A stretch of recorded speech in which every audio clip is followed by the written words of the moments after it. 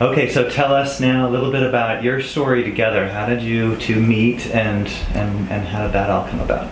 Well, we both served missions in Taiwan. She served a member mission that she was a full-time missionary, and I was called from the States to go to Taiwan, and had never heard of Taiwan before my call.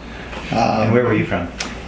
Oregon. You're from Oregon. Okay. Yeah, so grew up in Salem, Oregon, and so that was a new experience for me. I served a mission in Taiwan. We'd met in a couple of cities, but didn't really serve together, and so I knew of her. And I went home. She was in the mission office. She'd just finished her mission. She was in the mission office as I was getting ready to go home, and I said goodbye to her and went home for the summer. And just a few months before I went home, I had put in an application to go to the Church College of Hawaii. And the missionary who gave me that inspiration, he was a Taiwanese missionary, Jonathan Hong, and I'd met him when I first served there, and we'd actually taken the train. I was his first missionary companion for one day while he was transferring to the mission office, and we lived in the same apartment as missionaries for probably about 6 or 8 months. And so he gave me that inspiration to go to the church college because he was going there. I'd been there for the language training mission, which is a 2-month period before you actually go to your field to serve. To learn the language in Hawaii at the church college there. Now it's BYU Hawaii. So that's where you went. So that's why I went there. Yeah, I went there to get the 2 months training. So I knew of the school, and I go, that's not a bad idea to go to Hawaii, to go to school, and it's a church school. And I checked the prices and everything, and it's actually a few dollars cheaper than the Provo BYU. And I go, I'm sold. Sounds like a good idea. Sure. Class by day and the beach by night. What the heck? It's not a hard thing to add up, is it? Not too bad, yeah. And on my way home, I made arrangements by meeting with a mission president of the language training mission to come back when I come back to school to actually teach in the language training mission, teach Mandarin. Yeah. So I had a job waiting for me. Oh, nice. And I'd met this brother who worked at the school, at the university, as I was walking around the campus, and he saw my missionary badge and said, "Oh, Elder Wall." I knew an Elder Wall. I served with an Elder Wall in the Canadian mission. Yeah, with the Western States Canadian mission, and says, "You know a Dean Wall?" And I said, "That's my father." So this brother, who is the foreign student advisor for the university, had served a mission with my father. Oh, wow. Now, unbeknownst to me, just about that time, he had been in Taiwan, and he was recruiting her to come to school.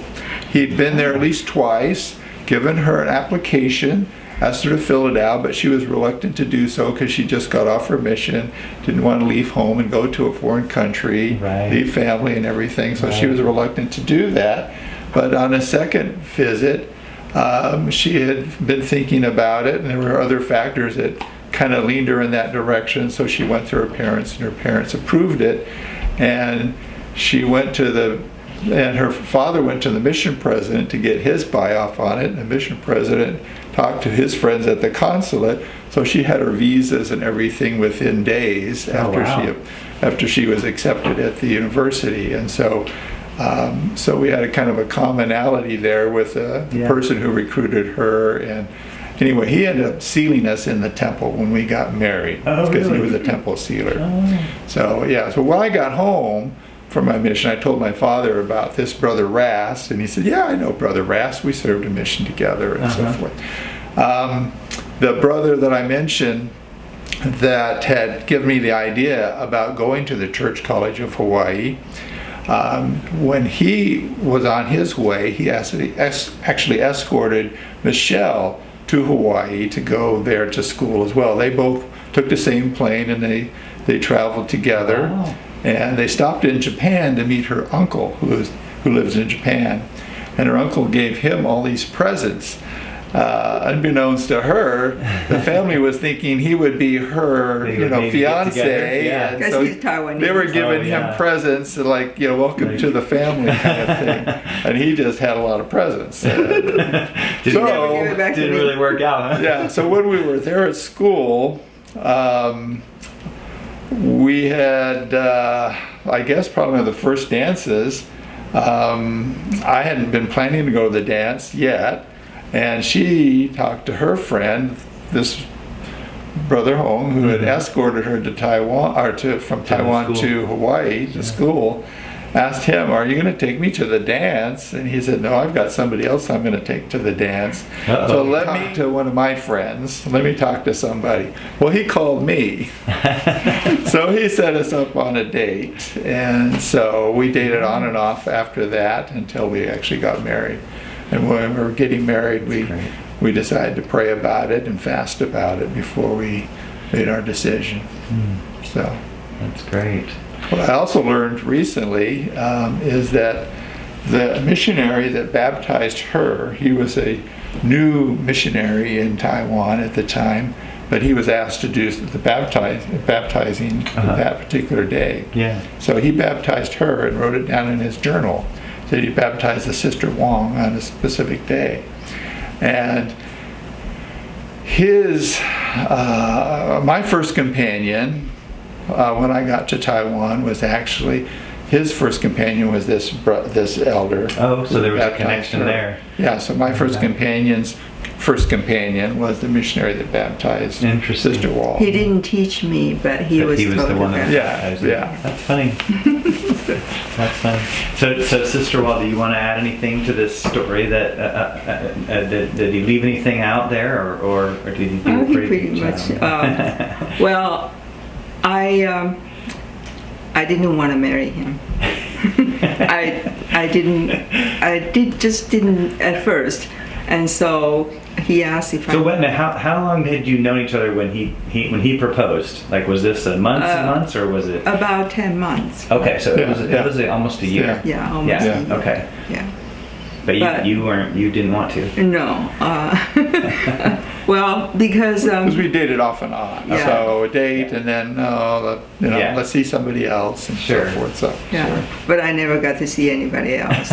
So he was actually the only person ever dated me more than once. Oh wow. And so yeah, and I think I gave him a lot of hard time, but he hanging in there. So he. I hung in there longer than everybody else, I guess. I know one person who dated her and he broke his leg because she cursed him. No. I didn't. He didn't date me. He asked me to the dance and I didn't want to go. And so I said, "Oh, please, something happens so I don't have to go to that dance." So you prayed for him to break his leg. No, I just said something to happen, and he broke his leg. I never dated in Taiwan. Yeah. You know, in high school, you're not allowed to date. If you have a boyfriend, you're in trouble. You're in the Yeah. principal's office all the time. So I never really dated, and I didn't know how to date. And my brother is the youngest, and I don't know anything about boys. Boys scare me. Right. I did not. In a family of girls. Yeah. In fact, I was very interested in the Catholic Church because if I joined the Catholic Church, eventually I could become a nun. Sure. And I don't have to get married. Yeah. Right? Don't have to deal with boys at all. Right, I don't have to deal with boys at all. So anyway, bless his heart. He didn't know what he was getting himself into. So what made you change your mind? You said you didn't want to. I didn't pray about it, but he had been praying. And so one day he asked me, he says, "Have you ever prayed about us?" I said, "No." And he said, "Would you?" He said, I would like to fast and pray. Would you join me to pray?" And I said, "Sure." What do I have to lose, right? Yeah. Anyway, so I fast and pray with him. Each brought our own patriarchal blessing. Afterwards, we were going to read, if we feel right, we were going to read each other's patriarchal blessing. And so I was fasting that whole day. And sometimes when I fast, my spirit is kind of like, not very settled.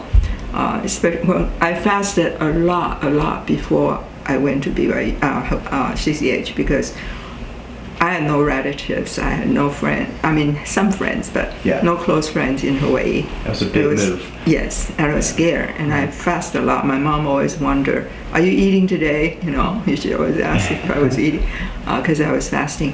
Anyway, that day was just such a peaceful day, and just such a calm and, I mean, nothing exciting, but it's just calm and warm, and just, so the whole day I wasn't hungry. So when we met for dinner at the cafeteria, he asked how I feel. I said, I feel very good today. I feel very calm and very nice. Yeah. And so we went to dinner. We broke our fast and went to dinner together. And then afterwards, we read each other's picture of a blessing. And Mai told me that I would be married in a temple, and that it told me my lineage and all that, and then blessed me that I would never see any more dark days. That it was going to be, the Lord would bless me if I'm faithful. But his specifically in the little sentence said that he would marry a young lady of his choice, and I guess he chose me. So, anyways, I just felt the spirit was so strong and so true. And besides, there's nobody else want to marry me. It's just this guy want to marry me. Anyways, I think that the Spirit and Heavenly Father was my matchmaker. He told me that this is the right man, that you need to marry this man. And then my friend, I have a couple friends, his mission companion told me that if I don't marry him, the next guy will be interested in me might not be for 10 or 20 years, And I Wow. go, 10 or 20 years, that's going to be a long time. And in this... It's too late to become a nun, too. Were there no men in BYU Hawaii back then? I know. There were. There was a Filipino guy that kept bugging you to go out Right, with him. because I look Filipino, right? Yeah. And he was just, in fact, he asked me out, and I didn't know how to turn him down, and he asked me You out were again. interested in him. But I wasn't interested in him. But he told his sponsor, there's a family that was sponsoring him to come to school, and he said that he told them that he found the girl that he wanted to marry, and it was me. And I go, I have not known him. I don't even remember his name. So, anyways, that was one extra ones. But no, nobody. Yeah.